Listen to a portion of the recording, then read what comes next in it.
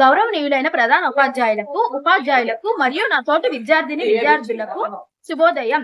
ఈ రోజు నేను మన జాతీయ పండుగలలో అత్యంత ముఖ్యమైనవి, తరచుగా సందేహపడే 2 రోజులు ఆగస్టు 15 మరియు జనవరి 26 మధ్య ఉన్న వ్యత్యాసాన్ని వివరించాలనుకుంటున్నాను. స్వాతంత్ర్య దినోత్సవం ఆగస్టు 15 ఇది మన దేశం యొక్క పుట్టినరోజు. ఆగస్టు 15 1947న సుమారు 200 ఏళ్ల బ్రిటిష్ పాలన నుండి మనకు విముక్తి లభించింది.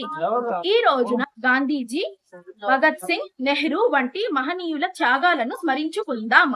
ఎర్రకోటపై ప్రధానమంత్రి జెండాను ఎగురవేస్తారు. గణతంత్ర దినోత్సవం జనవరి 26. స్వేచ్ఛ వచ్చిన తర్వాత మన దేశాన్ని ఎలా పరిపాలించుకోవాలో నిర్ణయించుకున్న రోజు ఇది. జనవరి 26 1950న మన రాజ్యాంగం అమలులోకి వచ్చింది. అంటే మన దేశం ఒక గణతంత్ర దేశంగా మారింది. ఈ రోజున రాష్ట్రపతి ఢిల్లీలో జెండాను ఎగురవేస్తారు. సింపుల్ గా చెప్పాలంటే ఇండిపెండెన్స్ డే మనకు స్వేచ్ఛను ఇస్తే, గణతంత్ర దినోత్సవం ఆ స్వేచ్ఛను ఎలా బాధ్యతగా ఉపయోగించుకోవాలో తెలిపే చట్టాన్ని ఇచ్చింది. ఈ 2 రోజులు మన దేశానికి 2 కళ్ళ వంటివి. వీటిని గౌరవిద్దాం మరియు గొప్ప పౌరులుగా ఎదుగుదాం. జై